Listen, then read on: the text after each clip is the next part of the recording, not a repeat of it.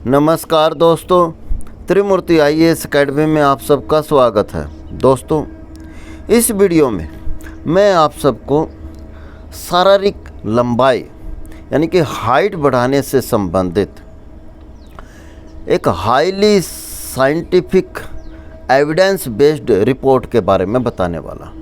दोस्तों, इस वीडियो में मैं आप सबको बताऊंगा कि कोई भी व्यक्ति अपने बच्चों की या अपनी खुद की हाइट को कैसे बढ़ा सकता है और अपनी हाइट और ऊंचाई बढ़ाकर अपनी पर्सनैलिटी में कैसे इजाफा कर सकता है।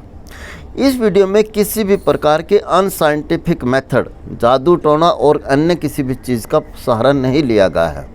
तो इस वीडियो को आपने पूरा देखना है और समझना है और फिर उसको अप्लाई करना है। तो चलिए दोस्तों, वीडियो को शुरू करते हैं। दोस्तों, वीडियो बनाई गई है लंदन इंपीरियल मेडिकल कॉलेज की रिपोर्ट के बेस पर। दोस्तों, अभी लंदन इंपीरियल कॉलेज की एक रिपोर्ट पब्लिश हुई है। ये रिपोर्ट, इस रिपोर्ट में एशियन कंट्री के 25 कंट्रीज़ को शामिल किया गया है। वहाँ के मेल और फीमेल की हाइट को चेक किया गया है, मापा गया है, जांचा गया है और उसकी एनालिसिस की गई है। इस रिपोर्ट में अमेरिका, यूके और यूरोप के देशों को शामिल नहीं किया गया है। दोस्तों, इस रिपोर्ट में बताया गया है कि साउथ ईस्ट एशियन का तिमोर लेस्ते आइलैंड कंट्री के लोग सबसे कम हाइट के होते हैं। यहाँ के लोगों की एवरेज हाइट 5 फीट 1.28 इंच होती है। यहाँ के मेल की हाइट 5 फीट 2.9 इंच लंबे और फीमेल 4 फीट 11.5 इंच लंबी होती है। यानी कि महिलाएं 5 फुट से कम होती हैं और मेल 5 फीट से थोड़ा सा ज़्यादा होते हैं। दोस्तों, ये रिपोर्ट केवल 25 कंट्रीज़ के बारे में है, पूरे ऑल ओवर वर्ल्ड में नहीं है।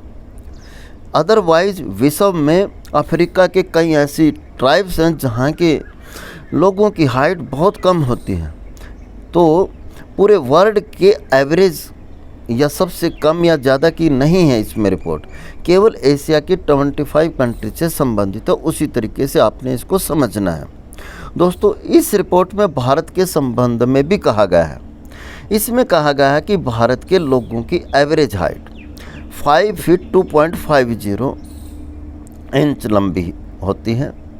यहाँ के मेल 5 फीट 4.9 इंच लंबे और महिलाएं 5 फीट 0.07 इंच लंबे होते हैं। यानी कि महिलाएं ऑलमोस्ट 5 फीट की होती हैं और फीमेल 5.5 फुट से थोड़े कम होते हैं। दोस्तों, अब इस रिपोर्ट को आप किसी भी पार्टिकुलर रीजन और स्टेट स्पेसिफिक मत समझिएगा। हरियाणा, पंजाब में और यूपी में आप समझेंगे कि कुछ लंबे होते हैं, लेकिन ये रिपोर्ट तो पूरे देश की है और पूरा देश हमारा काफ़ी बड़ा है। हम जानते हैं कि नॉर्थ ईस्ट में हमारे देश के कुछ एवरेज हाइट काफ़ी कम होती है। इसी बेसिस पर उनको डिफेंस के रिक्रूटमेंट में भी उनकी हाइट को कम लेवल लिया जाता है। तो दोस्तों, चलिए इस रिपोर्ट में आगे हम समझते हैं और पूरी रिपोर्ट को देखते हैं। दोस्तों, ये रिपोर्ट बताती है, इसमें रैंक दिया गया है। तिमोर लेस्ते को सबसे कम रैंक मिला है 5 फीट 1.28 इंच के साथ। सेकंड रैंक मिला है लाओस को, इसमें 5 फीट 1.37 इंच के लोग यहाँ होते हैं। ये कंट्री लैंडलॉक्ड कंट्री है। थाईलैंड और वियतनाम का इसका बॉर्डर लगता है। 6th रैंक नेपाल को मिला है 5 फीट 1.64 इंच के साथ। दोस्तों, इसके बाद 9th रैंक बांग्लादेश को 5 फीट 1.92 इंच।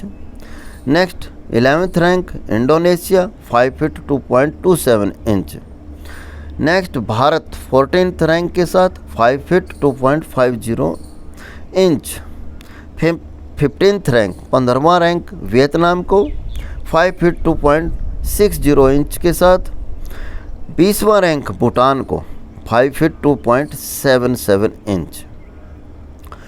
22वां रैंक म्यांमार को 5 फीट 2.8 इंच के साथ, और 25वां रैंक 5 फीट 3.04 इंच के साथ। दोस्तों, इस रिपोर्ट के 25 कंट्रीज में सबसे लंबे श्रीलंका के लोग हैं और सबसे छोटे तिमोर लेस्ते के लोग हैं। दोस्तों, ये रिपोर्ट बता रही है कि श्रीलंका, भूटान, म्यांमार और वियतनाम के लोग भारत के लोगों से लंबे होते हैं, और भारत के लोग Indonesia, Bangladesh, Nepal, Laos etcetera से लंबे होते हैं। दोस्तों, ये वहाँ के लोगों के एक एवरेज हाइट के बारे में रिपोर्ट है। चलिए इस रिपोर्ट के बारे में और ज़्यादा जानते हैं। दोस्तों, ये रिपोर्ट बता रही है कि पूरे विश्व भर में नीदरलैंड के लोग सबसे लंबे होते हैं। नीदरलैंड एक यूरोप का वेल डेवलप्ड कंट्री है, जो कि जर्मनी के नॉर्थ में और बेल्जियम के साथ में इसका बॉर्डर लगता है। अटलांटिक ओशन के साथ में पड़ता है ये। दोस्तों, यहाँ के मेल्स की हाइट 5 फीट 11.86 इंच लंबे, यानी कि ऑलमोस्ट 6 फीट लंबे होते हैं, और फीमेल 5 फीट 6.42 इंच लंबे होते हैं, यानी कि 5.5 फीट से ज़्यादा लंबे यहाँ की औरतें होती हैं। अब जानते हैं रीज़न क्या है। ये रिपोर्ट क्या बताती है किसी के लंबे होने का कारण। ये रिपोर्ट बताती है कि लंबाई का जो सबसे मेन कारण है वो खराब आहार को है, यानी कि कम लंबाई का मुख्य कारण खराब आहार है। दोस्तों, इससे पहले हम जानते, पढ़ते और समझते रहे हैं कि जेनेटिक रोल प्ले करता है किसी की हाइट में, यानी कि इनहेरिटेंस जो जीन से आती हैं, यानी कि पेरेंट्स की लंबाई और कम ऊंचाई पर किसी भी बच्चे की लंबाई होनी है। तो दोस्तों, ये रिपोर्ट ऐसा नहीं बताती। ये कहती है कि ओनली खान पान से ही किसी की लंबाई को बढ़ाया जा सकता है। आगे ये रिपोर्ट बताती है कि अग्रणी स्वास्थ्य सेवा प्रणाली, यानी कि वेल हेल्थ केयर सिस्टम यदि किसी देश का है तो वहाँ के देश की जनसंख्या भी बढ़ेगी और हाइट भी वहाँ के लोगों की बढ़ेगी। यानी कि हेल्थ केयर सिस्टम वेल होगा तो डेफिनेट बात है कि वहाँ के देश में डेथ रेट कम हो जाएगी, और डेथ रेट और बर्थ रेट में गैप हो जाएगा, और तो जनसंख्या बढ़ेगी और लोग बीमार नहीं पड़ेंगे, तो डेफिनेट है वो उनकी हाइट भी बढ़ेगी। नेक्स्ट ये इम्पोर्टेंट बात कहती है कि आय असमानता की कम मात्रा, यानी कि इनकम इनइक्वलिटी यदि कम होगी, यानी कि पुअर और रिच के बीच का जो गैप है वो कम होगा, यानी कि अमीर और गरीब लोगों के बीच की जो खाई है यदि कम होगी तो वहाँ के लोगों की हाइट बढ़ जाएगी। तो दोस्तों, ये रिपोर्ट ऑलमोस्ट नॉन जेनेटिक चीज़ों पर एम्फासिस करते हैं। वैसे भी जेनेटिक चीज़ का हम अपने पेरेंट्स तो चूज करते ही नहीं हैं, उस पर हम कुछ भी नहीं कर सकते। तो ये रिपोर्ट बहुत एक हेल्दी और पॉजिटिव रिपोर्ट जारी करती है। ये रिपोर्ट एक्चुअली मैक्रो बेस्ड की है। इस रिपोर्ट का हम माइक्रो लेवल का एनालिसिस करते हैं और फिर बताते हैं कि कोई भी व्यक्ति इस रिपोर्ट के आधार पर अपनी हाइट को कैसे बढ़ा सकता है। इसमें 3-4 चीज़ें बहुत इम्पोर्टेंट हैं। सबसे पहली इम्पोर्टेंट चीज़ ये है कि किसी भी व्यक्ति का एक वेल एजुकेटेड होना ज़रूरी है। वेल एजुकेटेड का मतलब ये नहीं है कि कोई पीएचडी हो, एमफिल हो, पोस्ट ग्रेजुएशन इस तरह का हो, ऐसा कोई ज़रूरी नहीं। एजुकेशन का मतलब समझ से होता है। मैंने बहुत सारे घर देखे हैं कि वहाँ पर एजुकेशन केवल कागज़ों में है। हमारे देश में तो मैक्सिमम यही है, एप्लीकेशन नहीं होती है। किसी भी चीज़ की एप्लीकेशन के बगैर उसका होना कोई मायने नहीं रखता है। तो सबसे पहली चीज़ एजुकेशन, होना और फिर उसकी एप्लीकेशन होना। सेकंड पॉइंट है एक critical minimum level of income. Critical minimum level of income क्या है? मतलब एक ऐसी इनकम जिससे हम बेसिक जीवन की बेसिक रिक्वायरमेंट से ऊपर हो जाए, हम रोटी कपड़े और मकान में ही न उलझे रहकर उससे ऊपर उठ जाए, तभी हम अपना वेल केयर कर सकेंगे। और नेक्स्ट है कि प्रॉपर हेल्थ केयर सिस्टम, यानी कि गंदगी से दूर और रेगुलर हेल्थ चेकअप।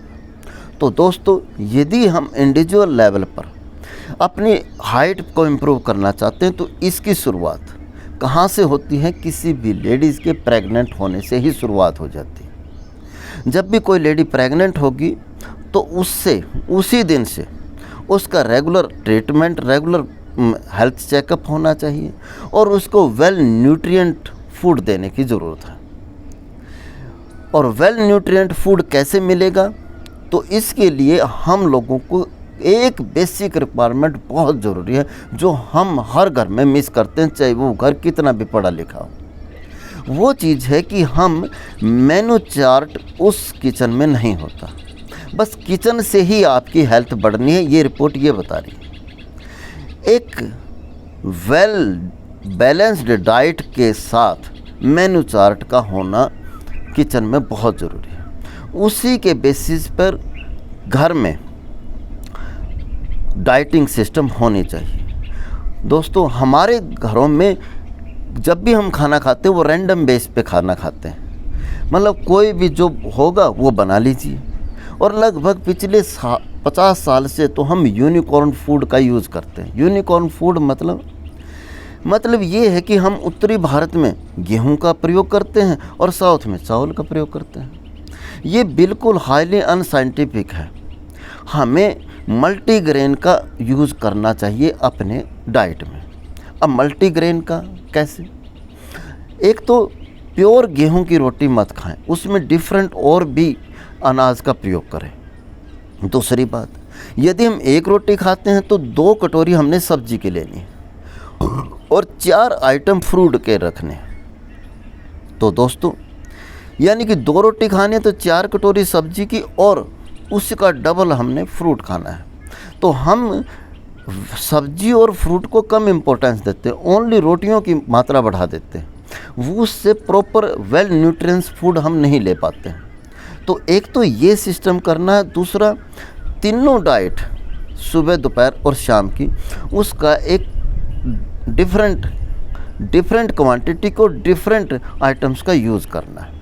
रात की डाइट हमने अर्ली नाइट में लेनी है और सुबह और दोपहर की हैवी डाइट का हम यूज़ करना है।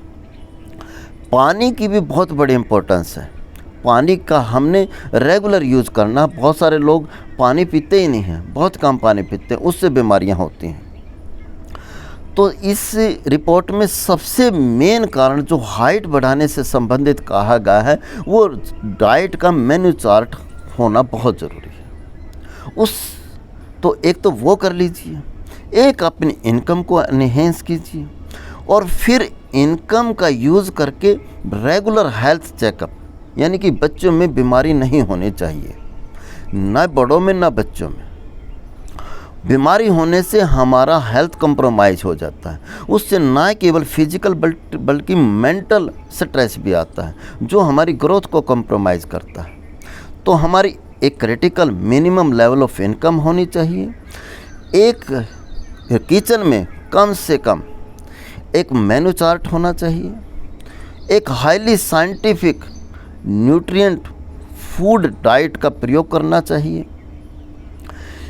किसी भी प्रकार की गंदगी और स्ट्रेस के बगैर के एनवायरनमेंट में रहना चाहिए और मॉडर्न के साथ साथ मॉडर्न मेडिकेयर के साथ साथ हमने हमारा योगा सिस्टम को भी अपनाकर अपनी इस हेल्थ को इम्प्रूव करके अपनी लंबाई को बढ़ा सकते हैं। तो दोस्तों, ये ख़ास चीज़ हैं जिनके बेस पर आप अपनी और अपने बच्चों की और अपनी महिलाओं की अपने परिवार का पूरी तरह से ध्यान रख सकते हैं और उसको पूरा हेल्दी वेल्दी परिवार को बना सकते हैं। तो दोस्तों, ये सारी रिपोर्ट थी।